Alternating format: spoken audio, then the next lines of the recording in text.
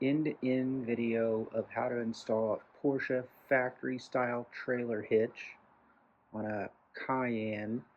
This is a 92A model, which is production years 2011 through 2018. I found a lot of threads and piecemeal videos, but I couldn't find anything that was step-to-step all the way through for the factory-style model. If you're going to do this, I think you need to allow at least half of a day, and that's if you've got everything together. So if we just start with the parts, obviously you need a 92A Cayenne. You need this black bumper module. I'll post some part numbers in the videos, but this is a Volkswagen one that I bought off of eBay, made by Westphalia. Same exact part, but quite a bit cheaper if you buy a Volkswagen one.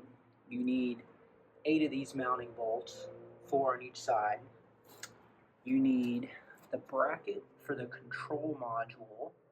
This is the control module, the left box on the black and on the left. You need the bolts to mount the rack to the inside of the car, this mount rack. And then you need the bolts to mount this black control module to the rack after it's in the car.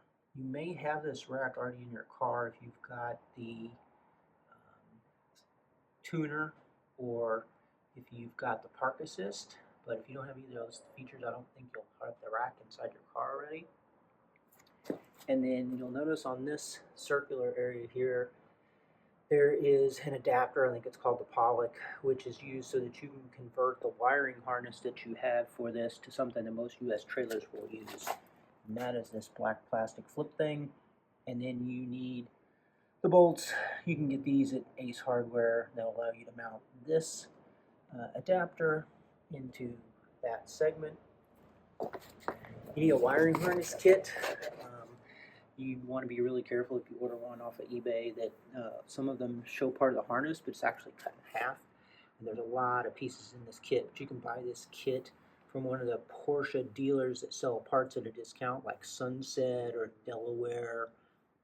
You can get a much better deal on that. And you'll notice that even though it's a Porsche part, it says Westphalia on it. And this is an authentic Porsche wiring harness coupler. And then you also need to get the ball mount. You can also buy that from Porsche. Note to self, make sure you have all of the correct parts before you take things apart and have to wait for replacements. So I ordered what I believe to be the correct part numbers, and it turned out they were, but the order that got fulfilled was different. So you'll notice that this is 958-612-50600 on the external. Turns out to be a Westphalia kit. And if you look at what's inside, not what you would expect. Look at all those connectors, non-terminated ends, terminator box, splices.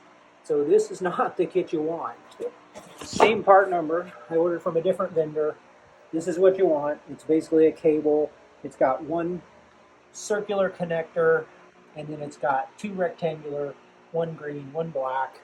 This is the correct part.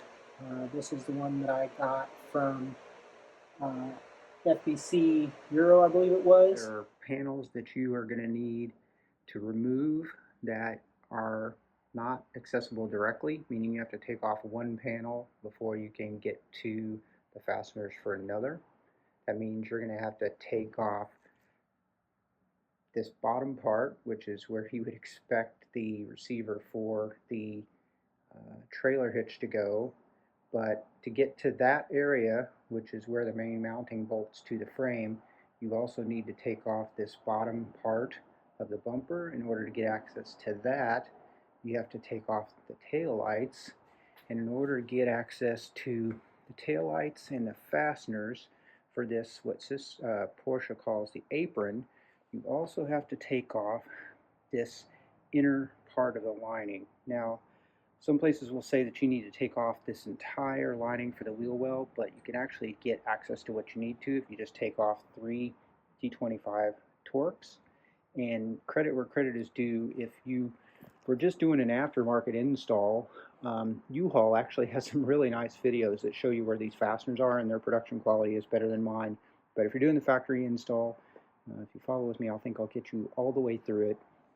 So I recommend you get one of these little magnetic trays to stick all your fasteners in. There's going to be a lot of them, and if you lose them, you're going to be sad later. Before you pull off the liner that we just talked about for the wheel wells and that apron, there is a panel at the very bottom underneath here, and so it's going to be a little hard to see, but I'll show it to you, that you need to take it off and unscrew it, which is this panel here. This doesn't actually remove, but this lip does bolt to this bottom panel, so you need your Torx to remove 4 of these along the bottom, and then that'll free this up down here. So I've taken off the 3 T25 Torx, one at the bottom, one on the inside of the liner here, one on the inside of the liner right about here. And once you've done that, that will free all this up. It's a snap fit. You might be a little nervous about it, but you'll probably be okay. If you've got a pry tool, like a plastic interior pry tool, that might help you out a little bit. But just a little bit of effort and patience, you'll be able to work this away from the body, and you'll see that that exposes all the way up.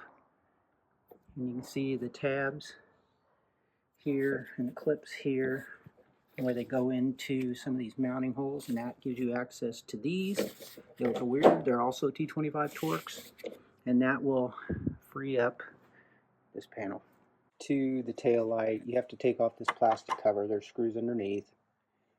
This comes off by prying it. I use like a plastic trimmer tool, removal tool. You could use a screwdriver. On the other side, I got it off, but I ended up breaking a clip. Counterintuitively, you don't want to pry from the bottom or here. You actually need to pry from the tail light side. And if you get it in here, you can basically pry it this way, and it'll help pop these clips out away from the body, hopefully without breaking any of them. Like I broke one of mine. I think it'll be fine, but you get it off, and you can see that there's a couple different clips here, and this is the one that I actually broke off on the other side. You can see where they go in, and then here's the Torx. These are actually T30 Torx you need to remove in order to get this tail light off. So we've taken out our 2 T30 Torx. Once you do that, this will probably just come right off. Ours did. And then there's a connector right there, and it goes into the back of your light. And all you have to do is push down on this little tab, and that connector will slide right off, and then you can set the light somewhere down out of the way and not have it hanging and scratching. Okay, so we're going to start pulling off this main apron. This next step after the tail light is you've got a T25 right here. You've got a T30 right here. Now on some of the cars, I've also seen a video where somebody had a T25 down in here. Our car's a 2016, which makes it a 958.2. So that's 2015 through 2018. I think it maybe is the 958.1, which is the 2011 through 2014s that have that other screw, but otherwise, as far as I can tell, everything else is the same. Okay, with that T25 and T30 out, now you can start pulling this fascia off. It's a little nerve-wracking, but it's really not too bad. You probably want to start at the wheel well side, get a good grip on it. I stuck a pry tool under there, but I probably didn't need to, and you can just hear it. I'm not really putting too much pressure on it, and I'm just working my way up, giving it a little pull. Some of these clips, like right here, you can probably facilitate by sticking something down in there, like your finger or a screwdriver, just to make it a little easier, but just keep popping it off and pulling it along.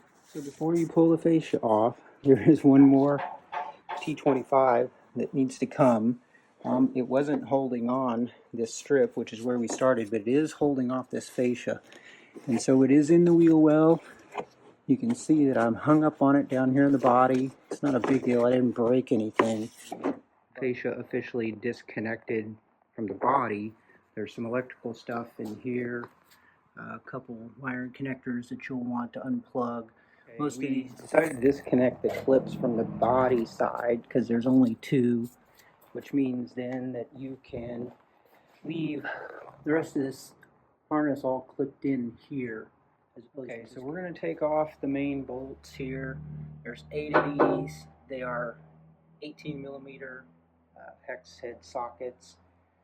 They are torqued to 120 newton meters, which is about 89 foot-pounds. So you could try it with a 3/8. I think you're probably going to be better off if you use a breaker bar with a 1/2-inch drive, or maybe even a impact drive, but let's see how that goes. Here's the naked back of the car. I got the original member that was under there without the hitch off. The bolts actually came no problem with just a 1/2-inch drive, 18 millimeter, and a breaker bar. I was a little worried I didn't impact wrench, but I didn't. Something to note is if you thought you were going to reuse old screws, that's not going to work. Luckily, when I bought this bumper, it came with these longer bolts. This is the original one. As you can see, they're nowhere near long enough because you've got these offsets in the new bumper. Okay, so we're going to put the new bumper on. It's pretty darn heavy, so you either want a couple, or well, one friend, or in this case, I got it on pretty easily with just a floor jack. So I put the floor jack under the main point just to support it here, and then at least on our cars, there's a little locating pin that will help you get everything aligned. So basically I've just got it balanced on the floor jack, and then we'll start putting the screws in, and you're supposed to torque them to 120 newton meters, which I think is 89 foot-pounds. So go dig out your torque wrenches. You want to try to hand tighten them all first, and it basically suggests that you get equal alignment of these bolts within these.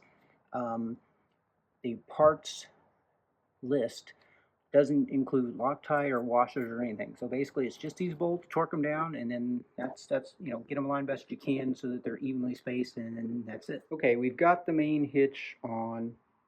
You might think the hard part is over. You would be sadly mistaken.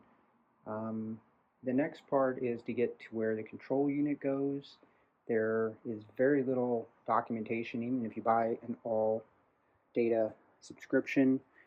That control panel lives in here, which is the same place that the radio amplifier lives, and so you have to take on several panels out, and they're fairly tedious, and you're most likely to break stuff. I'm going to try to do this in order, and I guess you'll learn from my mistakes, but my understanding is you need to take out what's called the C-pillar here. You need to take out this side panel, and to get to that side panel, you have to take out these rails so that you can also pop off this thing. We're inside the rear luggage compartment. We're looking at what is called the C panel, because it's the A, B, C from front to back. This was no sweat. There's really just 2 clips that hold it in here. If you use a pry tool, or I guess if you have a screwdriver, you can just get it in here in the bottom, give it a little lift up, and it'll pop out. Ours came no problem, didn't break anything. There is a recommendation, if you are able to find the Porsche guideline, that you need to disconnect the seatbelt way down there at the bottom.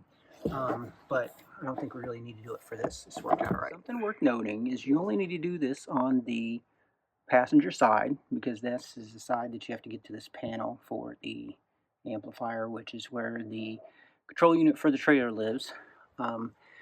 This has a couple clips here at the top, and I think 3 clips down here at the bottom. And the key is that you want to get whatever tool that you got close to that area so that you get good coverage around that clip so that you don't strain something and break it. And then whenever you do this one, once you get the clip started, you want to roll it inside, in towards. Take out this strip along here so that we can get this panel out. These are just torque 30, and I will do that and come back. So as we thought, 4 T30 torques, and then once you loosen those, there is a couple clips underneath here, but it popped out, no problem, and then you're on to the next step. Is to get the corner of this side panel out, you have to take this out. Luckily, it's just held in with some clips. If you wanted to take the whole thing out, you got to take this other rail out, but I don't think we need to. I think we just need to loosen this side, again, the passenger side. The clips are underneath, so if you peel back this rubber, again, stick a tool, trim tool, or if you only have a screwdriver and are careful, you can just pry it up a little bit. It'll pop loose, and then you can see I've got access to that lip under there. This should start to pull out.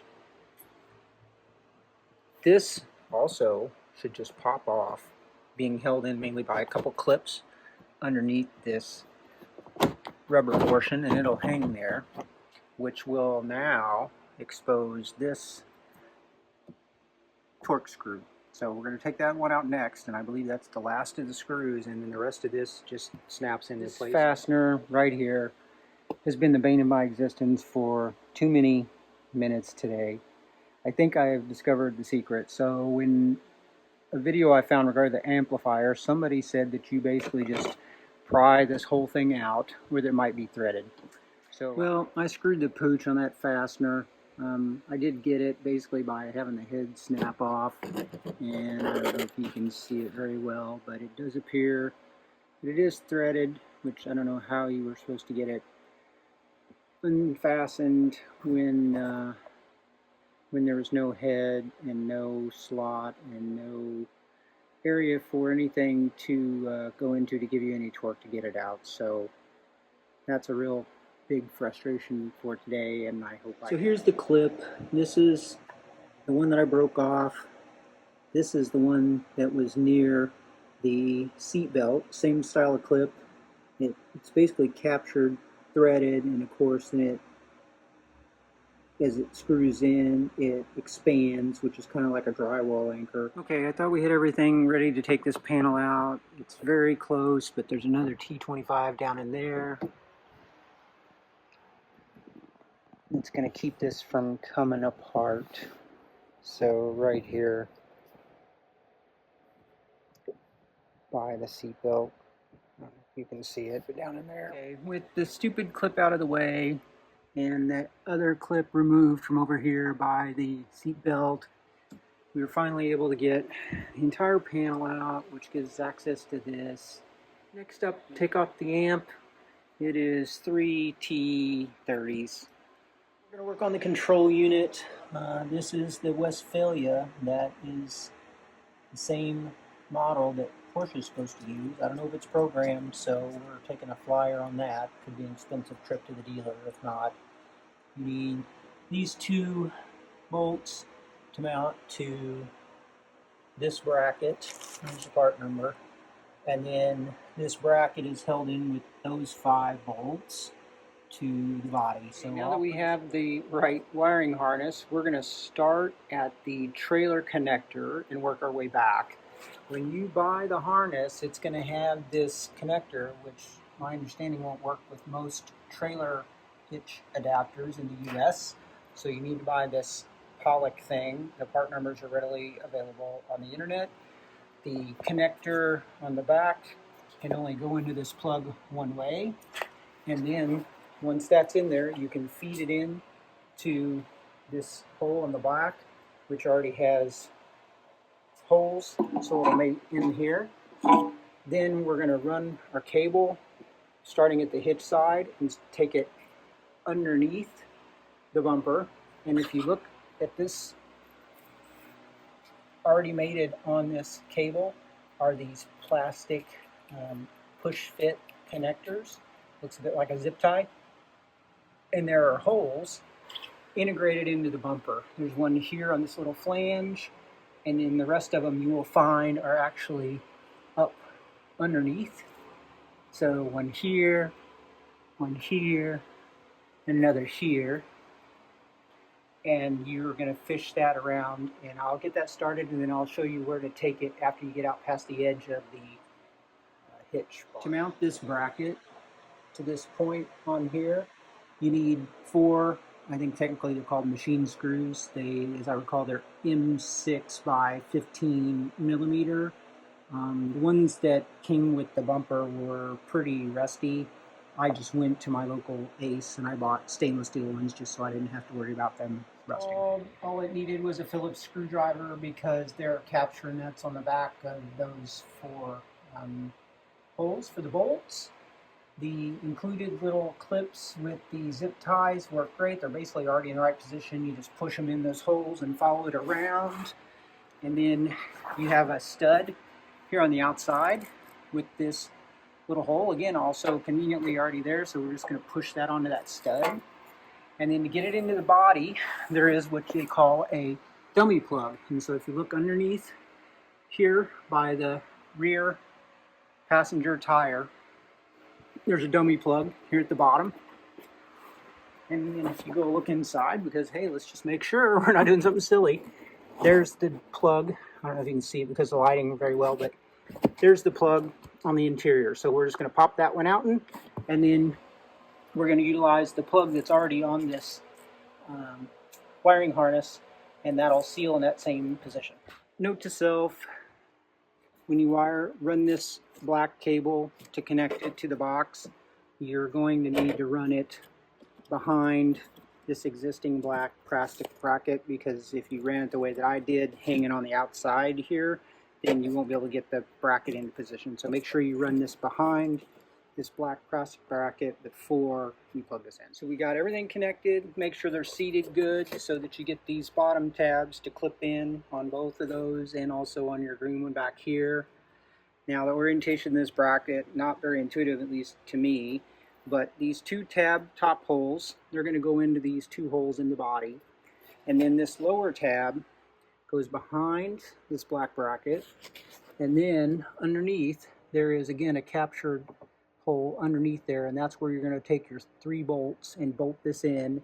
It's going to end up going behind your amp.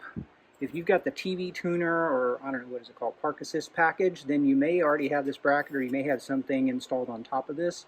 An additional note, I can't imagine that the torque is really that particular in this application, but Porsche put it in there for a reason.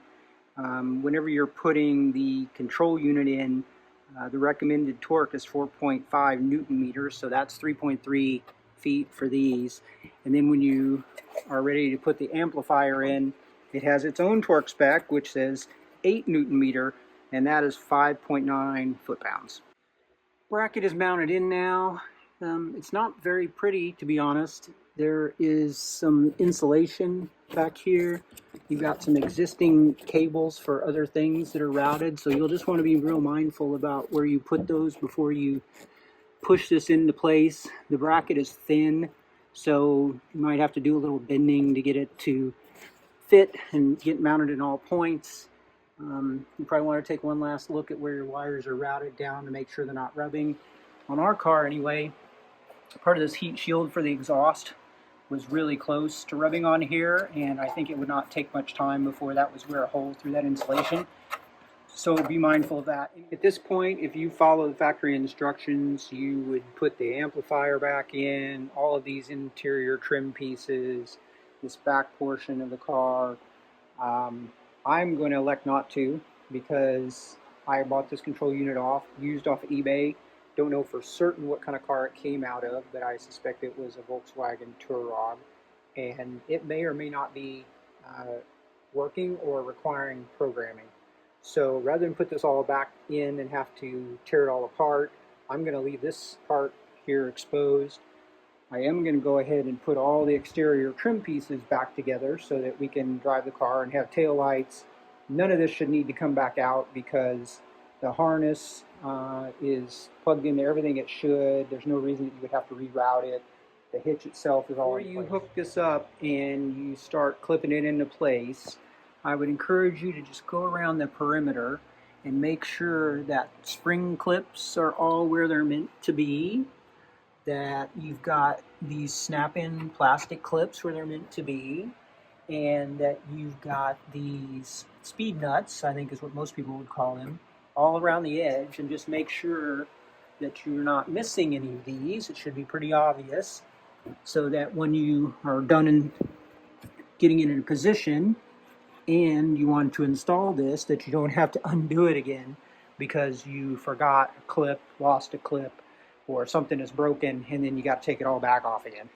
When reconnecting the harness from the rear fascia or apron, whatever you want to call it, and you put these connectors together, the good news is there's only one way they can go. They won't fit together any other way, and they're color coded. Something that I didn't notice when I was taking that apart is that each of these has a clip that snaps into this body. And here you can see the one on the green one, it slides into here, and then this piece goes into a reciprocating hole in the body. Something to know about putting the fascia on, because it gave me a little bit of pause, is you will see that there's a lot of these white tabs along the edge. Those white tabs are to keep this black inner liner connected to this. These tabs are not interfacing with this or this so that you have to worry about aligning them. What you do need to be aware of and align is that there are 4 of these little black notches on the interior, and those are going to align with these kind of springy pieces on the car. So that's really what you need to worry about when you're trying to align this on this, align this piece of the fascia with the top piece for this bumper area. Once you've got the connector that's inside here on, it's not too heavy, and you can actually set this on top of your exhaust and it'll hold it up good enough that it won't fall off if you're by yourself. And then I would start from the middle and just get it basically in place. And as you're doing this, be mindful of where all these clips need to align in the body. And it'll be most apparent up here near where the taillights are that these clips need to go underneath, and they will have a clip on the outside, on the inside, that they will actually help snap this into place. But you don't want to have to backtrack if you can help it. So I would take your time, see if you can get everything basically aligned so that they're pretty close to where they need to be. Start from the middle and work your way out. As you work your way around, this should all just go into place pretty easily. You'll want to be mindful of your seal as you put these in. While you could ignore the white clips in the middle, you need to be mindful of them here. They're going to go underneath and then over the top of each of these, and as you push it into place, they should come to a rest back behind it so you can feel that it's securing it. Make sure that you get your wheel well out of the way, because you're going to need to move it to the side so that you can get this into place. This should basically just pop into place.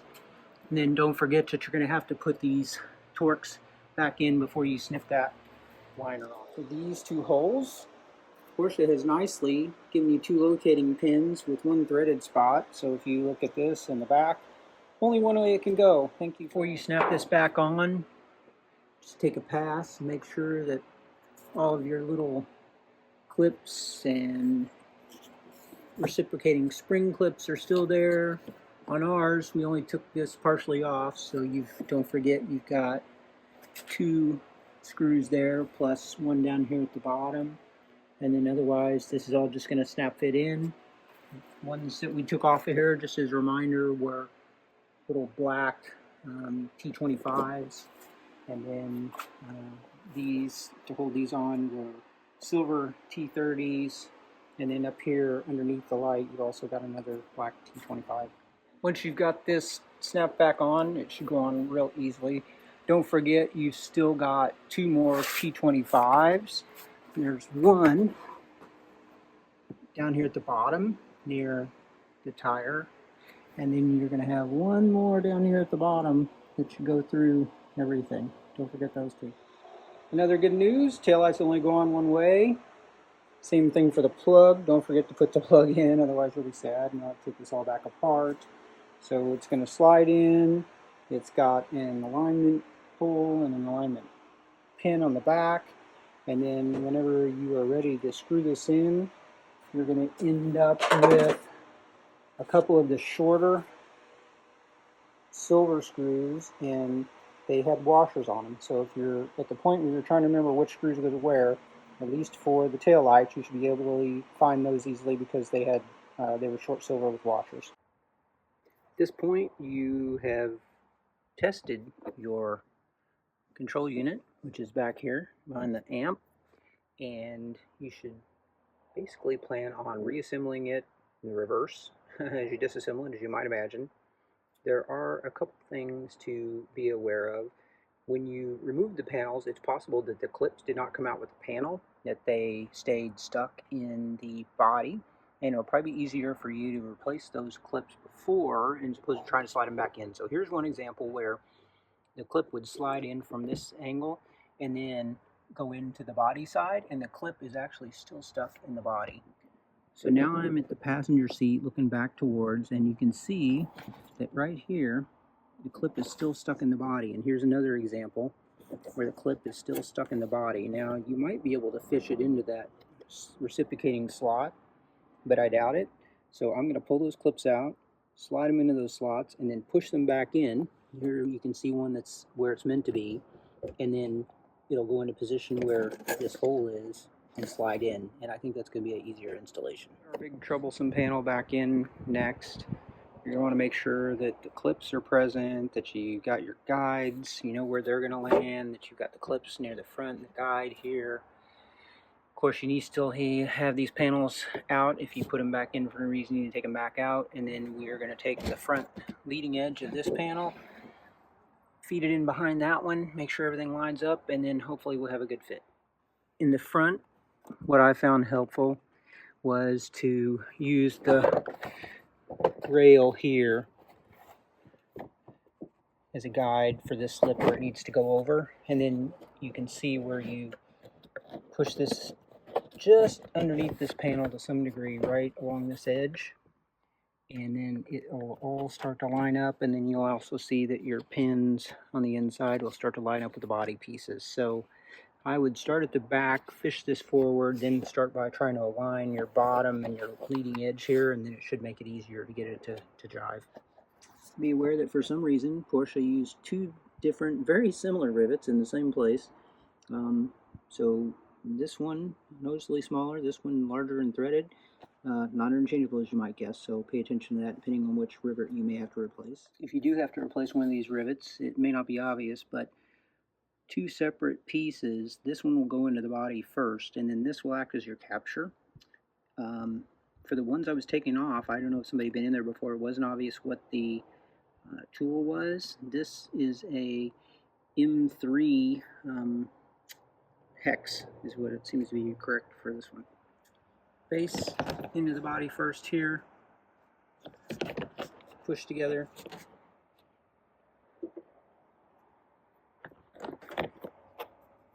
and then you'll insert, follow up by inserting your nut and thread it in. With the biggest panel basically in place, now you can put this one on.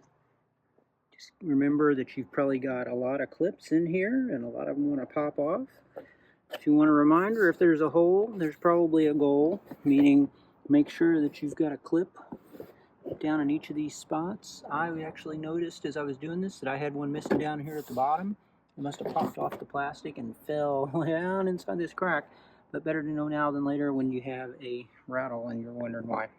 So now we can put the seatbelt piece on. If for some reason it got backed out, which mine did, make sure you feed the seatbelt latch back through. Make sure you got these areas aligned with your clips, and you're going to stick this top part up underneath there first.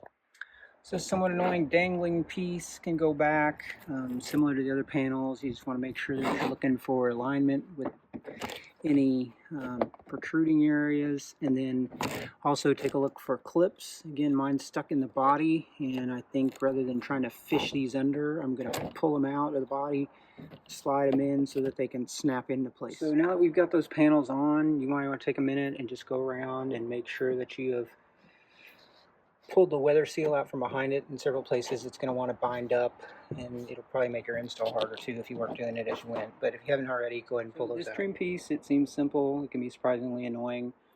First, make sure that your foam goes back into place. Make sure you have your clips.